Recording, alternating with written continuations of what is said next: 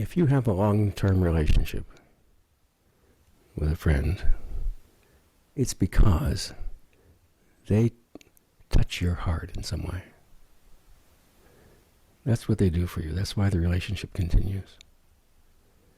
The relationship of convenience, it really has no legs. It doesn't stay. Let's say it has no body.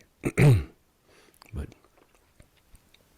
a relationship where the other person does something that it just sparks your ideal, or reminds you of who you are, or allows you to be who you are.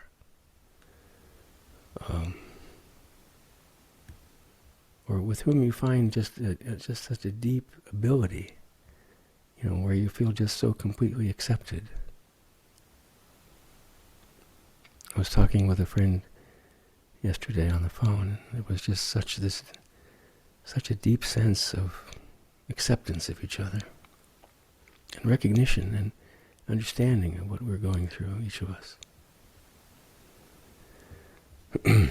So somehow that happens in each of our relationships, the ones that survive.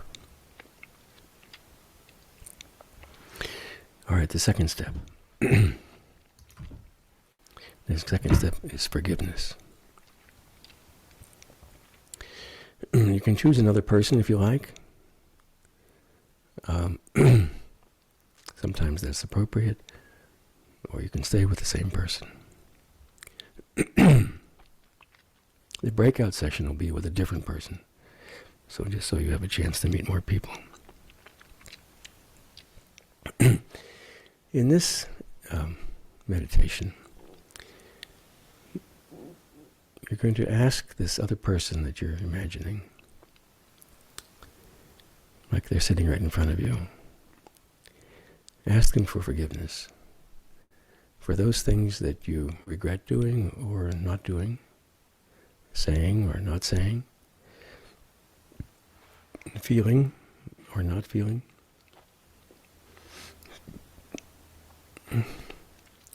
Now, with some people, they come up with blank and they say, well, I don't know, I don't really have any regrets towards anyone, any grudges, and I get along with everybody. I guess this part of the process doesn't apply to me. I'd say, well, let's dig a little deeper. Think about anything you try to avoid or rise above when you're together with this person. Anything you can't mention, can't get into, can't touch, because there's a disagreement. And it's not, I'm not thanking people or forgiving people, asking forgiveness for having a different view or opinion. No, it's that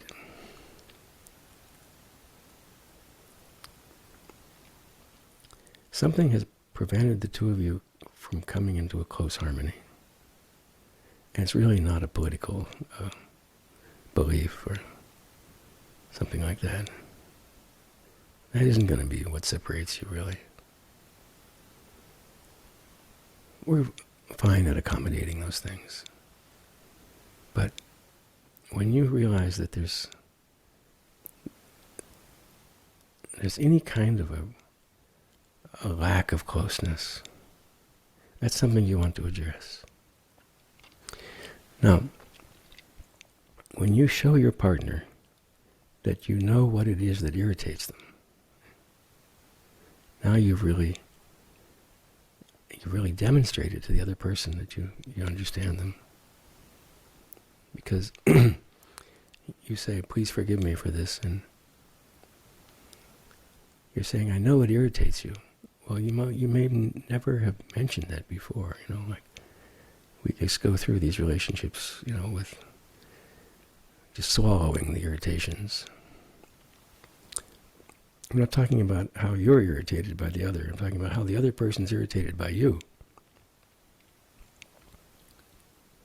So when you ask for forgiveness, without prompting, It shows you're aware of your shortcomings. And you're sincere. And you regret it. And you want to change.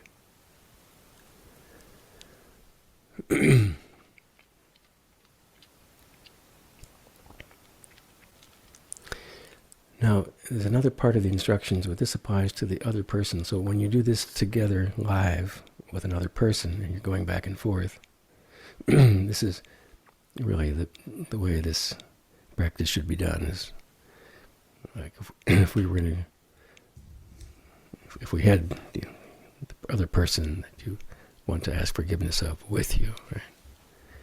Then you would ask their forgiveness and they would ask you for forgiveness as well.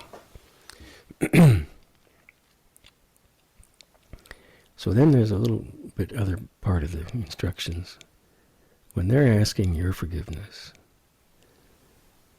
don't show any disappointment if the thing that bothers you most about them is not mentioned. Right?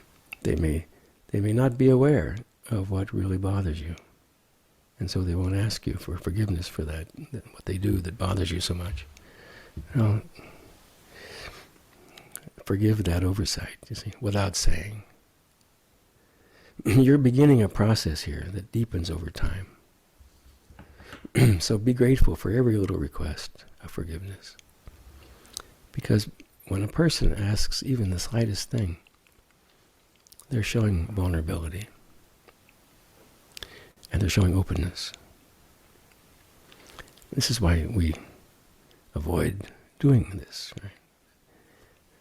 It's so good for the heart. It just is so cleansing and purifying and really uplifting to ask someone's forgiveness.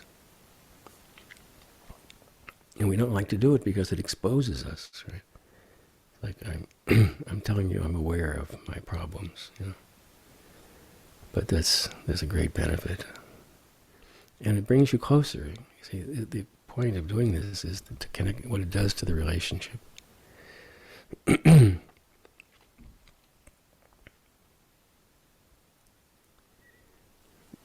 Of course, if someone asks you for forgiveness,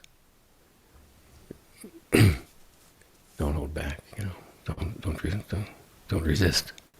Pour out your forgiveness. It doesn't take a lot of words. It's not words. The other person may mention things that you wouldn't have thought of. Like, you know, forgive me for that time that you don't even remember. You know, that happens a lot. But still, it was important for them to ask.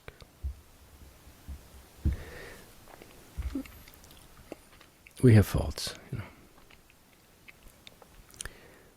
However great your fault may be, if you can say, I'm very sorry, please forgive me,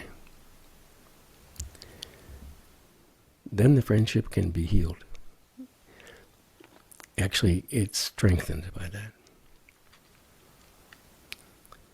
On the other hand, if, even for a small fault, if your pride prevents you from asking forgiveness, it could be a big enough situation, a big enough block between you to break the relationship. A relationship that you might have enjoyed the rest of your life. Many times we find your partner is ready to forgive you if only you would ask. If only you would say, I'm sorry. You are great when you can admit your fault. You are weak when you try to cover it up.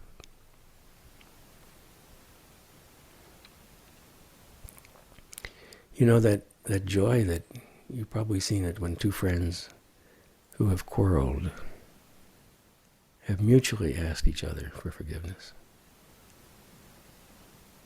It feels like the doors of heaven have opened for them. The bitterness is gone, the harmony is restored, the hearts are free again.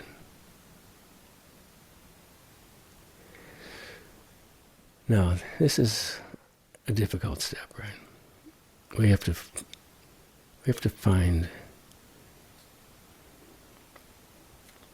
the reason for doing it. Oh, this is a part of the exercise, the relationship process, that requires the depth of your heart.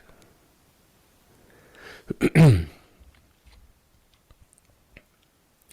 depth of your heart gives you the kind of heart energy that you truly need to be apologetic. It's uncomfortable. But that discomfort is a stretch. It's a stretching.